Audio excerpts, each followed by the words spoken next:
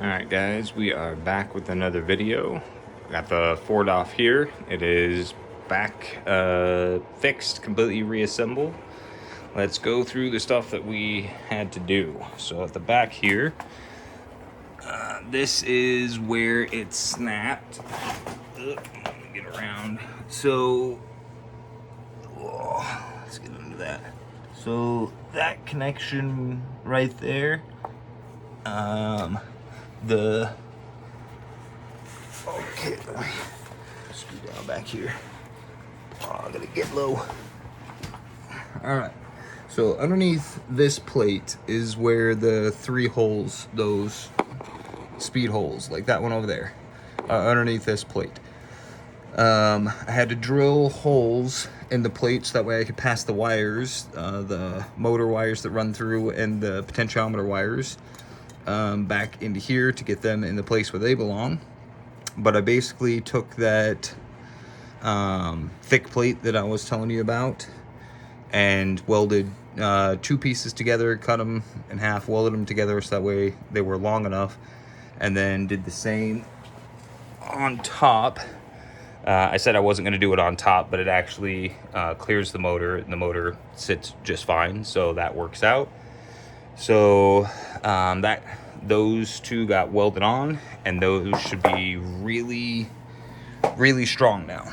I should not have to worry much about that at this point, I believe, but you know, we'll find out.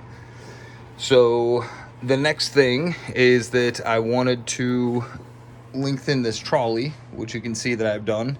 This piece used to be welded onto the back of the U-joint right there, but I added this bar. I think I added 10 or 11 inches into it, which was pretty much the max I could go.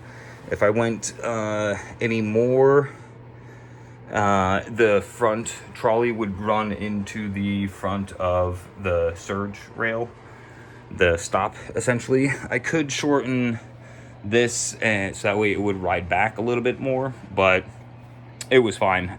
This was all I needed to do. So underneath here, this is where the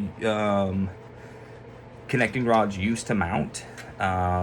Notice they're inboard of the chassis. This is the outside rail of the chassis. They're, I don't know, about 3 or 4 inches inboard of that. So I had to move these, because if you move the trolley 10 or 11 inches forward, then you have to move the connecting point the same 10 or 11 inches forward. So I moved it from here up to here. Let me see if I can get that glare out of here. And then I moved it from up underneath there out to the outside. I welded it to these L-beams. These are steel L-beams, so I could weld this steel to this steel. So that effectively takes a ton of weight off the motors, since they're not so far back. It essentially acts like shortening the lever arms if you move this out, or you can shorten or lengthen the lever arms if I were to keep it back there, but I just figured it might as well move it out. It kind of makes it more stable. It distributes the weight across the beam more, instead of that being back there and all the weight being concentrated in this short little area. Now the weight is concentrated from here all the way up to there. So the next thing I did, I don't know if I made a video showing this, but I welded these, the swivel wheels. They're basically the same thing that are used as the traction loss wheels. These ones back here, but I took the wheel out and replaced it with bearings, pretty big bearings there, and then welded plates onto the side of that. And it was a little more stable after I did that, the side to side. But then the next weak point was basically how this beam connects to this right here. Oh, shaking. So that's basically just done with bolts at the front of it right here. You can see there's several bolts. There's 3 bolts that hold it in. but those would loosen up through play, through movement basically, and so then it would start to wobble a lot more because of that. So the last thing that I did was I welded these little tabs on. So right here, and on the other side, right there, those tabs are welded at an angle like so, and they basically, they're very tight on these angles. So these angles, angled like that and like that on each side. So it has to, the rail has to be slotted into there, and it's very difficult for it to move. So the bolts are basically just to keep it cinched to that plate. They're no longer holding it from twisting. I now have these plates welded in, these plates here welded in there. They now prevent this piece wanting to twist from this piece. I welded metal plates down here as shims, so that way these won't rock as much. So I've basically done as much as I could. Let's stand back up here. I've basically done as much as I could to prevent this wobble. And although it does look like it still wobbles a bit, that is significantly less than it did before. The wobbling now is pretty much at the bearings. The bearings down there, and the actual metal frame itself, the actual metal itself is twisting, the center beam. So I can't do anything about that. If I make the bearings tighter, then the force that's required for the surge motor to push back and forth increases, which heats up the motor. So I can't really tighten those anymore, and I can't really strengthen that center beam much without completely rebuilding it. And if I were to completely rebuild it, I wouldn't do the T-frame, I would do a box frame. It's just way more stable. The T-frame is just not stable at all for preventing this wobble. I have had to do so much work and so much engineering, so much extra reinforcement just to prevent this wobble, and that's as good as I can get it. Which again is still way, way better. If you look at my last video, it was deflecting a ton. So this is way better.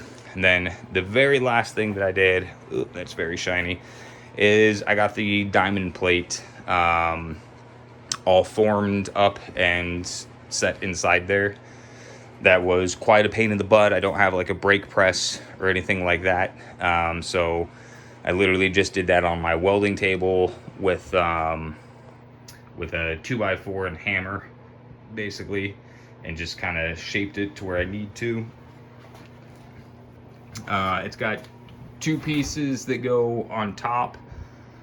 Those all mount on top, and then it has this piece here that mounts on bottom. It's not fully mounted. I didn't actually rivet the bottom in, but it's fine. It's still sitting on the aluminum box structure down there, so it's not going anywhere. And then it's riveted down there into the aluminum box structure, and then I've got it riveted into the top. So it's certainly not going anywhere, and it's aesthetically pleasing and a great place to set your feet. Now you don't have to worry about setting them on the bar and them falling through or anything, or worrying about people with short feet not being able to reach the bar I'd welded in. So that is all done now. Sorry, that's not the last thing. The last thing I did was I took the 5-point harness from the G seat. Let's go back there. And I mounted that onto this seat. So now this has a full 5-point race harness on it. So it actually feels like you're strapping into a race car now when you get in this thing, or a fighter jet, or whatever you're doing. As you can see, I've got the Sidewinder force feedback, and then I had the you can't really see, but the CH product pedals, the Charlie pedals were sitting in there, but I took them out so that way you could see the aluminum. That light's very bright, but I do kind of need it to illuminate the rig. Anyway, so that is the latest update on the Ford DOF. It's pretty well finished at this point. Moving the motors forward, I don't need the cooling fans anymore. I'm not sure if I showed a video, but back when this trolley was back there, I had cooling fans set up here that would blow onto those motors. Because again, those motors would be like right back here. So I had fans set up on these two bolts back here that would blow air onto those motors. But since I moved them forward, I could actually turn them up, like put a lot more power into them, and I don't need active cooling on them anymore because they don't heat up nearly as much as they used to. I turned down the throw on the surge motor because that one was heating up when it was set to 100% with the 7 or 8 inch lever arm, whatever it has right now. That one would heat up, so I've set it to 75% throw, and now it doesn't heat up at all, and it still gives a pretty good amount of movement. So that is pretty much it for this guy. I might do a video of it, me racing a game or flying a plane or something in it. But I will see you guys next time.